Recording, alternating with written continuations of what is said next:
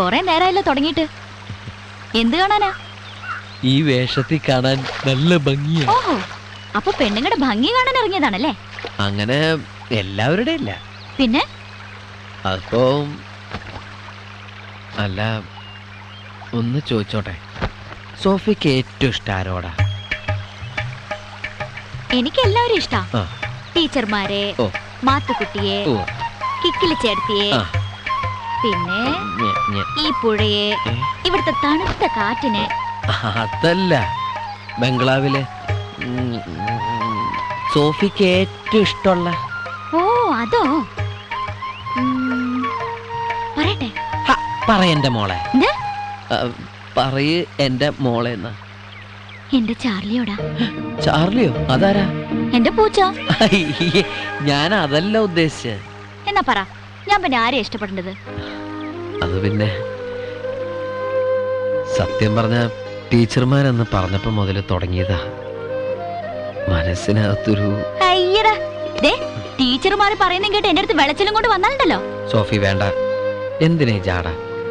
എനിക്കറിയാം. എന്ത്? Sophie be serious. ഞാൻ ഉദ്ദേശിച്ച്. മനസ്സിലായി. അതിന് ഇത്രയും വളഞ്ഞു മൂക്ക് പിടിക്കേണ്ട കാര്യമുണ്ടോ സാറേ? അത് പിന്നെ എനിക്ക് ആദ്യമായിട്ടാ ഇങ്ങനെ ഒരു. ഓക്കെ, വളക്കാതെ ചോദിക്കാം. സോഫിക്ക് എന്നോട്. സോറി. സോഫി തമാശകളാ. തമാശയല്ല, ഞാൻ സീരിയസ് ആയിട്ട് പറഞ്ഞതാ. വേറെ ആരെങ്കിലും? അതുകൊണ്ടല്ല, എനിക്കെന്റെ ലൈഫിൽ ചില ലക്ഷ്യങ്ങളൊക്കെ ഉണ്ട്. അത് വേണം.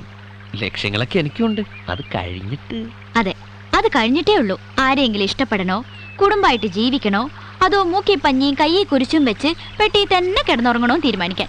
അയ്യേ, ഇതൊക്കെ മനസ്സിൽ വെച്ചോണ്ടിരിക്ക. സോറി, ഞാൻ അന്നത്തെ ദേഷ്യത്തിൽ ചേച്ചി വന്നിട്ടുണ്ട്, വേഗം വാ.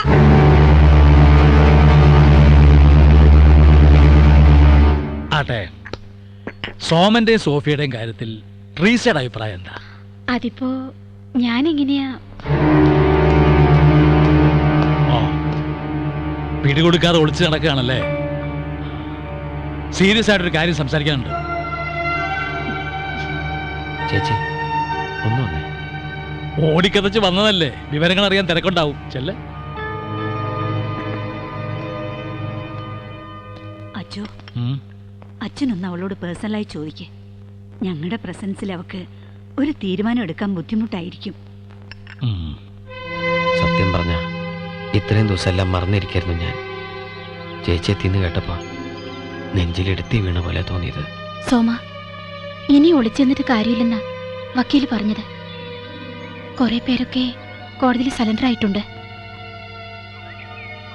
ഇപ്പൊ സാഹചര്യം വെച്ച് നോക്കുമ്പോ ഒന്നാം പ്രതി നീയാവും.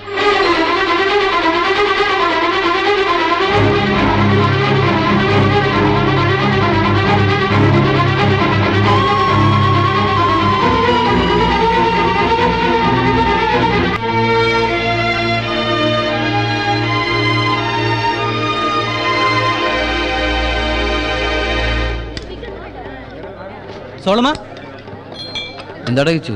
നാടകങ്ങൾ ഇന്ന് നടക്കുമെന്ന് തോന്നുന്നില്ല. പുറത്ത് അവന്മാർ കരുതിക്കൂട്ടിയെ നിൽക്കണേ. രാഷ്ട്രീയത്തിനെതിരായിട്ട് നാടകം കളിച്ച ക്യാമ്പസ് കുരുതിക്കളാക്കുന്ന പറയണേ. പിന്നെ ഒന്ന് പോമരടാ, പാടാ. സോളമ, ഞാൻ പറയണത് മാറിക്കട. ഈ സഹപാഠികളെ, ഗുരുക്കന്മാരെ, ഞങ്ങളുടെ ഈ നാടകം ഒരിക്കലും രാഷ്ട്രീയത്തിനെതിരല്ല. പക്ഷെ സ്വന്തം മക്കളെ സംസ്ഥാനത്തിനകത്തും പുറത്തും സമരരഹിതമായ സുരക്ഷാ സങ്കേതങ്ങളിലാക്കി പഠിപ്പിക്കുകയും അതേസമയം അപക്വമായ യുവത്വങ്ങളെ തെരഞ്ഞുപിടിച്ച് അവരുടെ കൈകളിലേക്ക് വടിവാളും ബോംബും കുറുവടിയും കൊടുത്ത് അവരെ കൊണ്ട് മുട്ടിന് കോഴിപ്പോര് നടത്തിച്ച് ചത്ത കോഴികളെ കൊണ്ട് ഉപജീവനം നടത്തുന്ന രാഷ്ട്രീയ കോമരങ്ങളുടെ കുരുതി രാഷ്ട്രീയത്തിനെതിരെയാണ് ഈ കലാരൂപം. ചതിക്കുഴിയിൽ വീണ അകാലത്തിൽ പൊലിഞ്ഞുപോയ നമ്മുടെ ആത്മസുഹൃത്തുക്കളുടെ കല്ലറകളിൽ നിന്ന് ഉൾക്കൊണ്ട തിരിച്ചറിവോടെ അവരുടെ മാതാപിതാക്കളുടെ കണ്ണുകളിൽ നിന്ന് ഉതിർന്നു വീണ ചുടുകണ്ണീരിനെ സാക്ഷിയാക്കി ഞങ്ങൾ ആരംഭിക്കുന്നു. എടാ സോളമ, പോയടാ. നമ്മുടെ കിച്ചു അവൻ സൂയിസൈഡ് ചെയ്തു. എന്താ നീ പറയണേ? എന്താണ് കാര്യം? മലയാള ഭൂമിയുടെ സൺഡേ സപ്ലിമെന്റാ, അതിലൊരു സ്റ്റില്ലും ബാക്കിയുണ്ട്.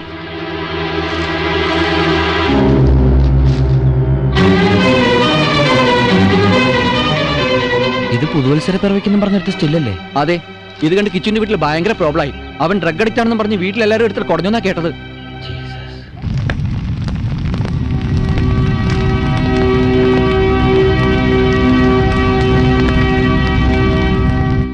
Stop your nonsense.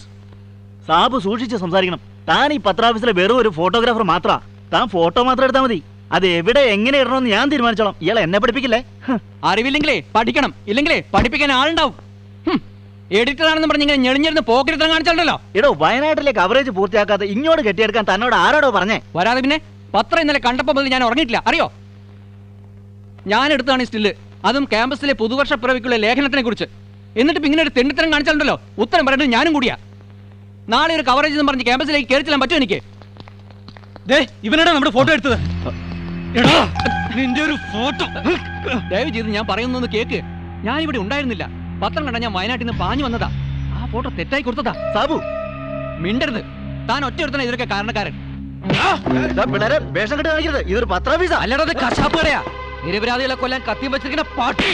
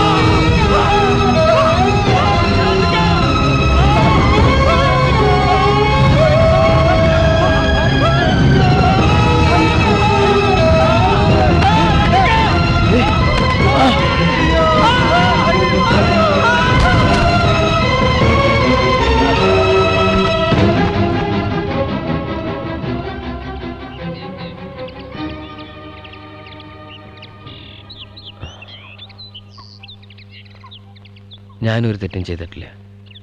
അതുകൊണ്ട് തന്നെ എനിക്കൊരു പേടിയുണ്ടായിരുന്നില്ല. എന്തും നേരിടാൻ ഞാൻ തയ്യാറായിരുന്നു. പക്ഷെ ചേച്ചിക്കും അളിയനും എന്നെ എങ്ങോട്ടെങ്കിലും നാട് കടത്തിയേ പറ്റൂ. ഇവൻ ഇപ്പോഴും കാര്യങ്ങളുടെ സീരിയസ്നെസ് അറിയില്ല. ഞങ്ങളെ പറ്റി അച്ഛനൊന്ന് ആലോചിച്ച് നോക്കിയേ. പക്ഷേ പറഞ്ഞു കേട്ടിടത്തോളം സോളമൻ നിരപരാധിയാണ്. It was an accident. പക്ഷെ പത്രക്കാർ കൊടുത്തിരിക്കുന്ന കേസ് ഡ്രഗ് അഡിസ്റ്റ് ആയി ഒരു കൂട്ടം സ്റ്റുഡൻസ് അവരുടെ ഫോട്ടോയും വാർത്തയും പത്രത്തിൽ വന്നത് കണ്ട് വയലന്റ് ആയി പത്രം ഓഫീസ് കയ്യേറി ആ ഫോട്ടോഗ്രാഫറെ തീ വെച്ച് കൊന്നു എന്നാണ്. വിവരം അറിഞ്ഞ ഉടനെ ഇച്ചായന പറഞ്ഞത് സോമനെ ഉടനെ എങ്ങോട്ടെങ്കിലും മാറ്റണമെന്ന്. ഏതായാലും അന്നയോടും ആലിസിനോടും ഇതൊന്നും പറയാണ്ടിരുന്നത് നന്നായി. പക്ഷേ ഇനിയിപ്പോ എന്തു പറഞ്ഞിട്ടാ ഇവനെ ഇവിടുന്ന് തിരിച്ചു വിളിച്ചോണ്ട് പോവുക? ഇവനും സോഫിയും അവരുടെ കുഞ്ഞുങ്ങളും എല്ലാവരും ചേർന്നുള്ള ഒരു ജീവിതവും സ്വപ്നം കണ്ട് നേർച്ചയും കാഴ്ചയായിട്ട് നോക്കിയിരിക്കുക ആ പാവങ്ങള്. അവരോടിപ്പോ ഞാൻ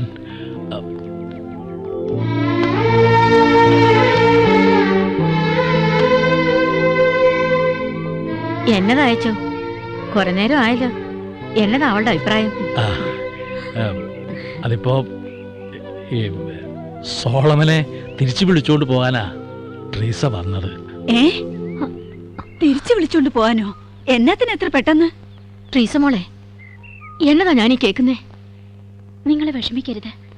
അവൻ ഇവിടുന്ന് പോയാ പിന്നെ എന്നത്തിനാ പോന്നേ?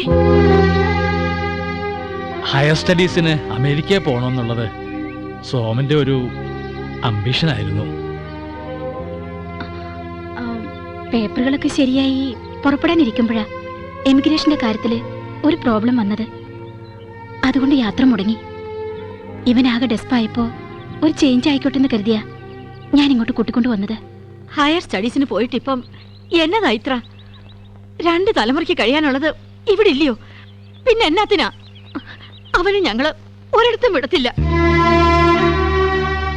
ഞാനും അതാ പറഞ്ഞുകൊണ്ടിരുന്നത്.